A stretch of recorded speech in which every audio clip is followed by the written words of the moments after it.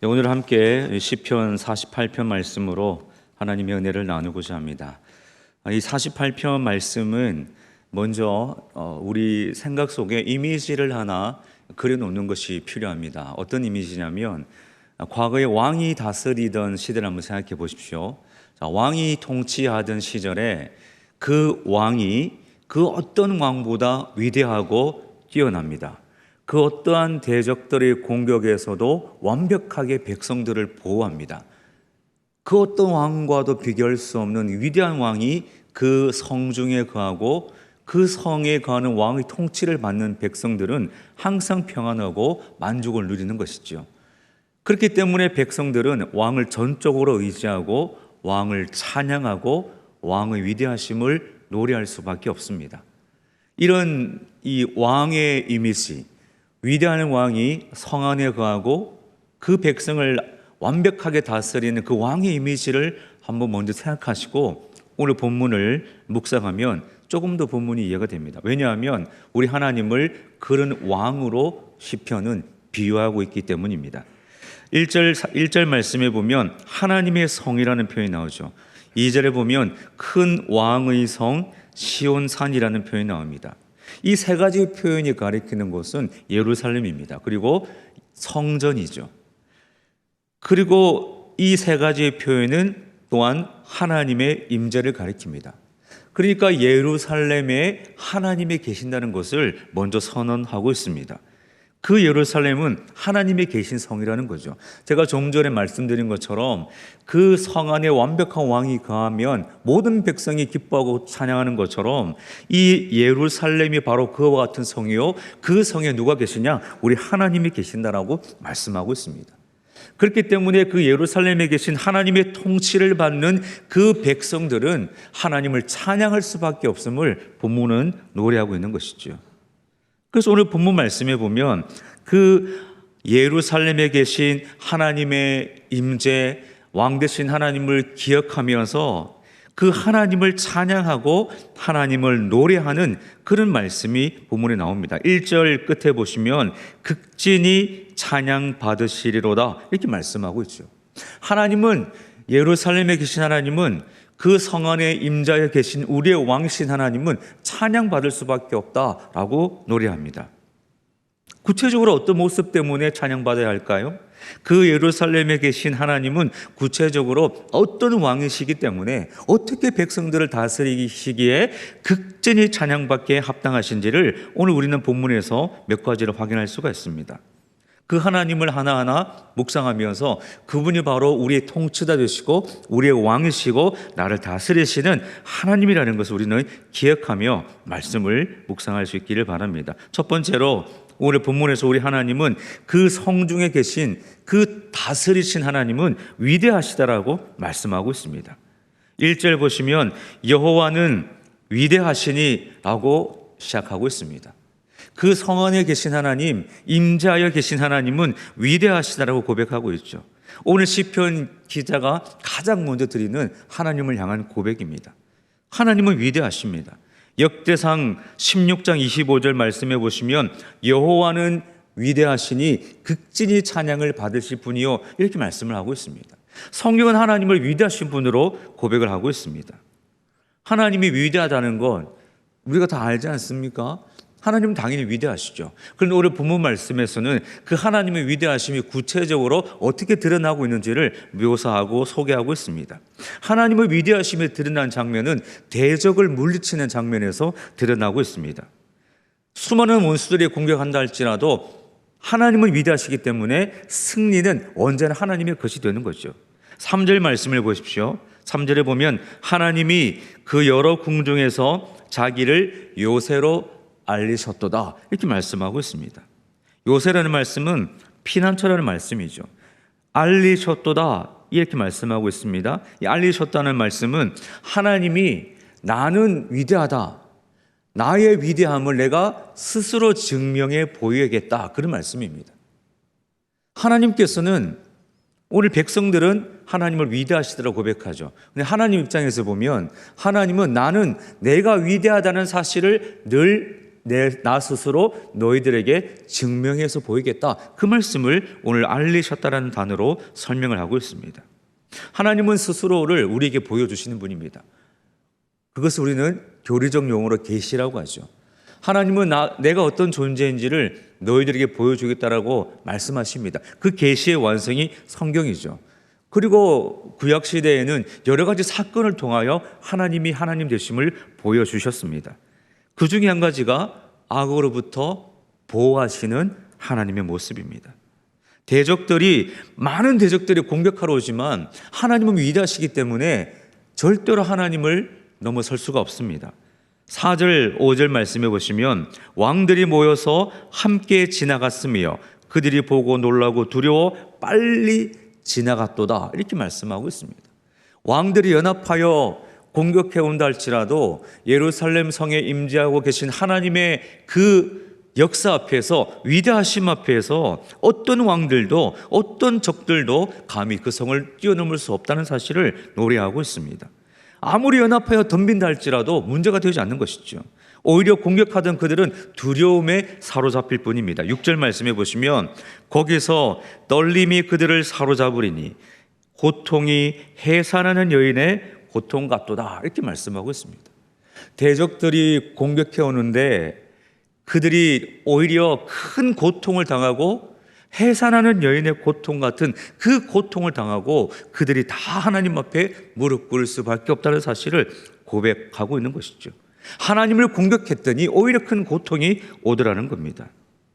고통의 강도가 오늘 6절에서는 해산하는 여인의 고통이라고 표현하고 있습니다. 해산하는 여인의 고통, 아주 극심한 고통이죠. 우리가 그 의학계에서 보통 3대 고통이라고 이렇게 일컫는 그런 고통이 있다고 합니다. 저도 한번 검색을 해보니까 의학계에서 말하는 3대 고통이 첫 번째가 출산의 고통이라고 합니다. 두 번째가 급성치수염, 세 번째가 요로결석이라고 합니다. 이게 의학계에서 말하는 3대 고통이라더라고요. 요로결석이라는 그 병을 저도 조금 경험해 봤는데 정말 많이 아팠습니다. 이게 걸음을 걸을 수 없을 정도로. 그래서 저는 말씀을 묵상하면서 제 입장에서 보면 이 6절 말씀을 이렇게 번역해도 좋지 않을까. 거기서 떨림이 그들을 사로잡으리니 고통이 요로결석의 고통 같도다. 이렇게 번역을 해도 아마 경험해 본 사람한테는 더 와닿지 않을까 싶습니다. 그러니까 고통이 심해서 하나님을 공격했더니 그들이 고통 중에 빠질 뿐이다. 하나님은 위대하시다는 사실을 이렇게 노래하는 것이죠. 그리고 하나님은 대적들을 깨뜨리셨습니다. 7절에 보시면 주께서 동풍으로 다시스의 배를 깨뜨리시도다. 아무리 공격한다 할지라도 하나님 앞에서는 그 어떤 공격도 무력할 수밖에 없다 말씀하고 있습니다. 원수의 어떤 공격도 완벽하게 막아주시는 분이 하나님이시죠. 이것이 오늘 노래하는, 하나님을 노래하는 첫 번째 고백입니다. 하나님은 위대하시다. 오늘 저와 여러분도 이 고백이 우리의 고백이 될 수 있기를 바랍니다. 하나님은 위대하십니다. 그리고 그 위대하심을 스스로 증명해 주시는 것이죠. 오늘 우리는 이 말씀 앞에서 이런 기도 제목을 가져야 할 것입니다. 하나님, 나를 통해서도 하나님의 위대하심이 드러나게 하여 주옵소서. 하나님, 우리의 가정을 통하여서도 하나님의 위대하심이 드러나게 하여 주옵소서. 하나님의 위대하심을 알려 주옵소서. 이런 기도 제목을 가져야 할 것입니다. 하나님이 계시기 때문에 그 예루살렘이 그 완벽한 성이 된 것이지요. 우리 가정에, 나의 삶 가운데 하나님의 임재하심이 있기를 간절히 기도하면서 성령의 임재하심과 하나님의 임재하심을 구하면서 하나님의 위대하심을 경험하는 우리 모두가 될 수 있기를 바랍니다. 두 번째로 이 하나님 임재하고 계신, 예루살렘에 계신 그 하나님을 오늘 시편은 이렇게 고백합니다. 여호와는 인자하시다, 이렇게 고백하고 있습니다. 하나님은 인자하신 왕이시다라고 고백하고 있죠. 9절 말씀입니다. 하나님이여, 우리가 주의 전 가운데에서 주의 인자하심을 생각하였나이다. 주의 인자하심을 생각하였나이다. 성경에서 인자라는 단어를 기록할 때에는 하나님의 한결같은 사랑, 변함없는 사랑, 무조건적인 사랑을 가리킬 때에 주의 인자하심 이렇게 표현합니다. 하나님은 한결같이 무조건적으로 변함없이 사랑하는 분이라는 것이죠. 그리고 생각하였나이다라고 말씀하고 있습니다. 생각하다. 이 생각하다는 말씀은 그 원어적인 뜻은 골똘하게 생각하다 그런 뜻입니다. 아주 깊이 빠져서 생각하다 그런 뜻이죠. 그래서 오늘 9절 말씀은 주의 인자하심, 즉 하나님의 한결같은 사랑을 내가 골똘하게 깊이 생각한다 그런 뜻이죠. 그리고 그 생각의 결론은 무엇입니까? 내가 주의 사랑을 생각하면 할수록, 주의 인자하심을 묵상하면 묵상할수록 주의 인자하심, 주의 사랑은 크고 놀랍다라는 결론이죠. 하나님을 생각할수록 하나님을 더 깊이 의지할 수밖에 없습니다. 우리 하나님의 사랑을 어떻게 생각하고 있습니까? 우리는 하나님의 사랑을 어떤 모습으로 생각하고 있습니까? 요한복음 1장 말씀에 보면 오늘부터 이제 매일 성경이 요한복음으로 묵상을 시작하는데 요한복음 1장 1절 말씀은 이렇게 기록을 하고 있습니다. 태초에 말씀이 계시니라. 태초에 말씀이 계시니라. 많이 익숙한 말씀이죠. 창세기 1장 1절에 어떻게 시작합니까? 태초에 하나님이 천지를 창조하시니라. 태초에 하나님이, 요한복음 1장은 태초에 말씀이, 즉 그 말씀은 누구를 가리킵니까? 예수 그리스도죠. 그리고 요한복음 1장 1절부터 3절까지 말씀에 보면 그 말씀이신 예수님께서 태초에 계셨고 천지를 창조하신 창조주라고 말씀을 하고 있습니다. 그런데 요한복음 1장 14절 말씀해 보시면 놀라운 선언을 하는데 이렇게 기록합니다. 말씀이 육신이 되어 우리 가운데 거하시매. 말씀이 육신이 되어 우리 가운데 거하시매. 그 말씀이 누구를 가리킵니까? 예수 그리스도죠. 그분은 하나님이십니다. 그런데 하나님이 육신이 되어서 우리 가운데 거하신다라고 선언하고 있습니다. 요한복음의 대상은 유대인들과 헬라인들입니다. 유대인들에게 말씀은 하나님이라는 이해가 있었죠. 헬라인들에게 이 말씀은 로고스입니다. 헬라어의 요한복음의 이 말씀을 로고스로 기록하고 있는데 헬라인들에게 로고스라는 이 개념은 우주의 근원, 우주의 근본 원리를 가리키는 우주의 지성, 우주의 근원, 우주의 출발 이런 의미를 가리키는 단어가 헬라어의 로고스입니다. 그런데 헬라인들이 로고스가 육신이 되었다 했을 때에 천지를 만드신 우주의 근원이 육체를 입고 이 땅에 오셨다? 이 말씀이 육신이 되었다는 것은 유대인들에게 뿐만 아니라 헬라인들에게, 그 당시 모든 사람들에게는 충격적인 선언입니다. 하나님이 육체를 입고 이 땅에 오셨다. 그리고 그 이유가 무엇입니까? 우리의 구원 때문이죠. 이것이 오늘 본문에서 말하는 주의 인자하심의 가장 구체적인 모습입니다. 하나님이 육체를 입고 이 땅에 오셨다. 우리의 죄를 씻으시고 구원하시기 위해서. 이것이 우리가 생각해야 할 주의 인자하심의 가장 중심에 있는 사실인 것이죠. 우리가 이 인자하심을 생각한다는 것은 하나님이 우리의 구원을 어떻게 이루셨는가 이것을 생각하는 것입니다. 골똘히 생각하는 것이죠. 그런데 9절 말씀 다시 보면 어디에서 주의 인자하심을 생각한다고 고백합니까? 주의 전 가운데에서, 성전에서, 하나님 임재하고 계시는 그 성전에서 주의 인자하심을 생각하라고 말씀하고 있습니다. 그렇기 때문에 우리는 오늘 예배 가운데, 그리고 우리가 예배 드리기 위해 나와서 이 성전에 앉으시는 그 순간부터 우리는 주의 인자하심을 묵상해야 됩니다. 예배 자리에 나오실 때에 조금 일찍 나오시는 분들 이 자리에 앉으셔서 주의 인자하심을 먼저 생각해 보시기 바랍니다. 나를 예배의 자리로 부르신 하나님의 인자하심, 나를 사랑하시는 주의 인자하심, 나를 구원하신 하나님의 그 인자하심을 이 성전에서 먼저 골똘히 생각하시기 바랍니다. 그리고 그 은혜와 감사함으로 예배 앞으로 나아갈 때에 그 예배가 주님 앞에 기쁨이요 영광이 되는 것이죠. 제가 좋아하는 찬양 중에 주의 사랑을, 주의 선하심을, 주의 은혜를 생각해보라, 그런 찬양이 있습니다. 늘 생각해보라는 거죠.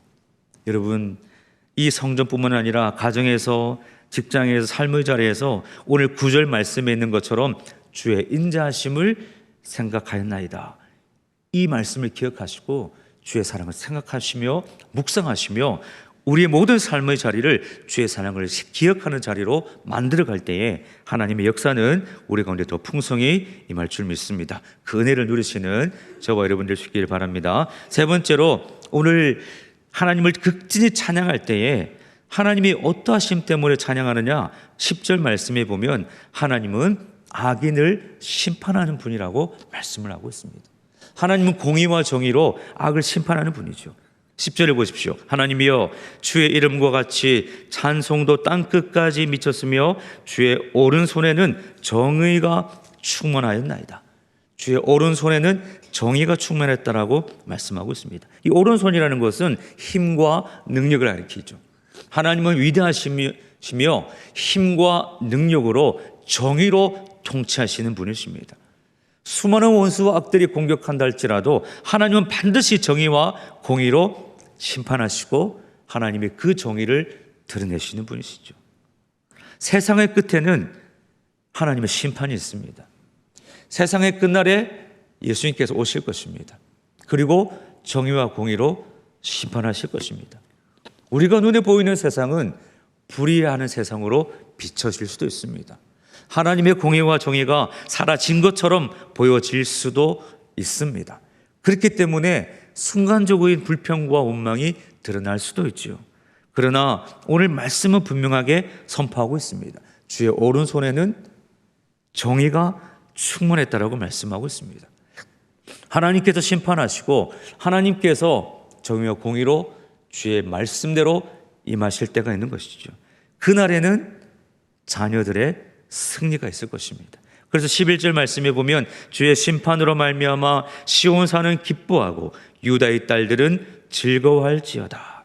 주의 심판이 임할 때에 하나님의 자녀들에게는 기쁨과 즐거움이 있다라고 말씀하고 있죠. 이것은 승리와 구원을 가리키는 말씀입니다. 하나님의 심판이 임하는 그날에 택한 백성들에게는 승리와 구원이 임하는 것이죠. 불의는 영원하지 않습니다. 악은 영원하지 않습니다. 그렇기 때문에 하나님의 공의는 반드시 이루어지는 것이죠. 그날을 기대하고 인내하고 소망 중에 믿음으로 살아가는 저와 여러분이 될 수 있기를 바랍니다. 세상의 불의함 때문에 너무 마음에 어려움 갖지 마십시오. 하나님께서는 반드시 정의와 공의를 펼치실 것이며 우리 개인적인 삶에 그리고 우리 공동체 가운데 이 땅 가운데 하나님의 공의를 펼치셔서 주의 말씀이 말씀이 되게 하시는 은혜를 반드시 보여주실 것입니다. 그날을 소망하며 믿음의 길로 나가야 할 것입니다. 마지막으로 네 번째가 14절 말씀입니다. 우리 하나님 왜 극진히 찬양받아야 합니까? 우리를 끝까지 인도하시기 때문입니다. 저 오늘 14절 말씀에서 큰 은혜를 받았습니다. 이 하나님은 우리 영원히 우리 하나님이시니 그가 우리를 죽을 때까지 인도하시리로다. 하나님을 대적할 자가 없습니다. 아무리 공격하여도 하나님의 성을 무너뜨릴 수가 없죠. 흠집 하나 낼 수가 없습니다. 12절 13절 말씀에 보면 하나님의 완벽한 보호를 말씀하고 있습니다. 너희는 시온을 돌면서 그곳을 둘러보고 그 망대들을 세워보라. 그의 성벽을 자세히 보고 그의 궁전을 살펴서 후대에 전하라. 돌면서 둘러보고 세워보고 자세히 보았는데도 하나님의 성은 아무 흠도 없다는 거죠. 무슨 말씀입니까? 위대하신 하나님의 보호는 완벽하다. 어떤 대적도 티끌만큼의 피해도 입힐 수 없다는 것을 말씀하고 있습니다. 다 하나님께서 보호해 주시는 거죠. 그리스도 안에 있는 성도는 보호를 받습니다. 그리고 하나님의 보호, 하나님의 인도하심이 언제까지, 어디까지 미친다고요? 다시 한번 14절을 말씀을 보십시오. 이 하나님은 영원히 우리 하나님이시니 그가 우리를 죽을 때까지 인도하시리로다. 아멘. 그가 우리를 죽을 때까지 인도하시리로다. 여러분이 14절 말씀을 믿습니까? 이 말씀을 정말 믿음으로 받으시기 바랍니다. 믿음으로 받으십시오. 나의 고백으로 14절 말씀을 고백하시고 받으십시오. 이 하나님은 영원히 나의 하나님이시니 그가 나를 죽을 때까지 인도하시리로다. 이 말씀을 하나님의 약속으로 받으시고 아멘 하시기 바랍니다. 이사야 58장 11절 말씀에도 이렇게 고백합니다. 여호와가 너를 항상 인도하여 메마른 곳에서도 내 영혼을 만족하게 하며 내 뼈를 견고하게 하리니 너는 물된 동산 같겠고 물이 끊어지지 아니하는 샘 같을 것이라. 하나님께서 말씀하고 계십니다. 여러분, 기독교의 특징이 무엇입니까? 하나님의 약속이 있다는 것입니다. 기독교의 가장 큰 특징은 하나님의 약속이 있다는 것이죠. 그리고 그 약속하신 하나님께서 그 약속을 반드시 끝까지 지키신다는 것입니다. 오늘 이 14절 말씀이 하나님의 약속입니다. 이 약속에 아멘하는 자에게 그 약속을 끝까지 지키는 것이죠. 신앙이 무엇입니까? 우리 믿음이 무엇인가요? 하나님의 약속을 믿는 것이죠. 우리 믿음의 실체는 하나님의 약속을 믿는 것입니다.